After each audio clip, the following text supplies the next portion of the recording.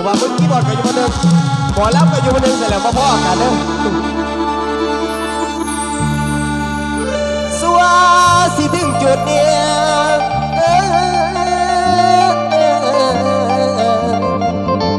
เจ็บตาที่เสมอจากเธอเที่ยวกายแหงแลกเพียงจนน้ำตาหลังย่อยแต่ยังน้อยบ่ผ่านมาเมื่อเลือตาเบื้องโลกกวางเพียงแต่ได้สองเดือนพ่อไม่มีปัญหาเลิกลาไปคนเลิกกำลาผัวกำนั่นคือหน่อยเป็นกำพ่อยพาพ่อแม่และคันแฟนบ่ซอยแก่ผมสิไปบ่มัวมีบางเริ่มอยู่เพื่อบางอ้อยดอกแก้ว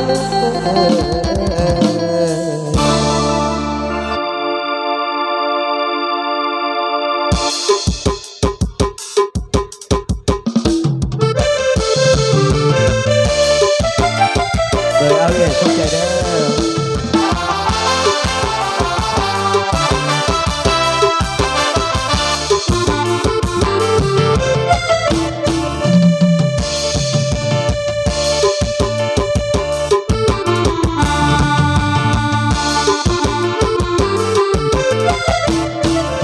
คำสั่งจากฟ้าประทานพิคิดสวรรค์จะเหลือมาจำแน่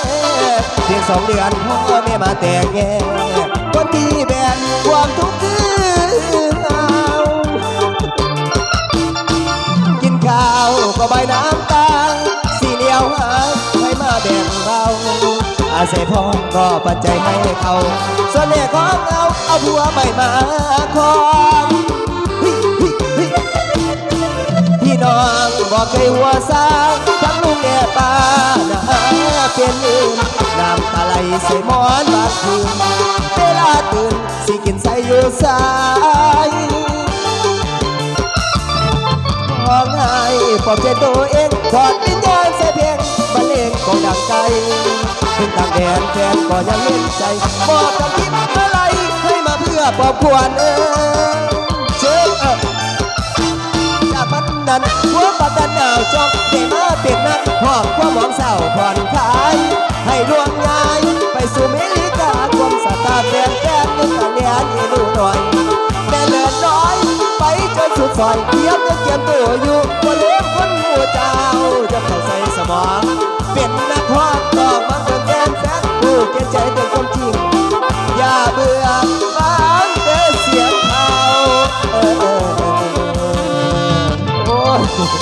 เบิร์นกันพี่น้องเด้อสูงหลายที่เดียว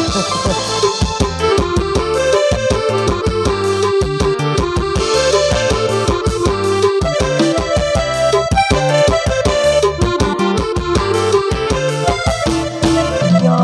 มเคยถูกผ่านมาทั้งลุงและป้านะบ่มองเห็นกับพลอยจนใจลอยละลอยได้มาเป็นนักร้องขอสวรรค์เมตตาพอผ่านฟ้ามีตาแดงสองคนที่ขาดพี่น้องเสมอทางถึงบังมีบางครั้งนั้นควบคุมอนิจจาหน่อยเกิดมาบอกคือเขาพ่อแม่เฮาบอกเพียงพอยอมได้ถูกผ่านมาทั้งลูกและป้านะเปลี่ยนลื่นน้ำตาไหลใส่หมอนบางคืนเวลาตื่นสิกินใส่อยู่สายพอง่ายปลอบใจตัวเองถอดวิญญาณใส่เพลงบรรเลงของดังใจถึงต่างแดนแฟนก็ยังเงียนใจบอกต่างทิศมาไล่ให้มาเพื่อความควรเชิญจากมันนั้นหัวปากดันดาวจ้องไปมาเป็นนักหอบความมองเศร้าผ่อนคลายให้ล่วงง่ายไปสู่เมริกาคงสตาร์แดนยึดต่างแดนนี่นู่นหน่อยแม่เลือดน้อยไปจนสุดซอยเทียบยังแก้มตัวอยู่บนเรือ จำเข้าใส่สมองเป็นนักฮอนต่อมาเบิ่งแย่ผู้แก่ใจเป็นความจริงอย่าเบื่อฟังเด้อเสียงข่าว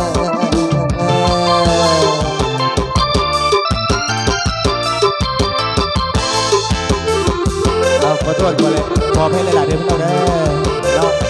เอาขี้มันสูงหลายพอดเกือบบดถึงเสียบเหมือนเกือบตาย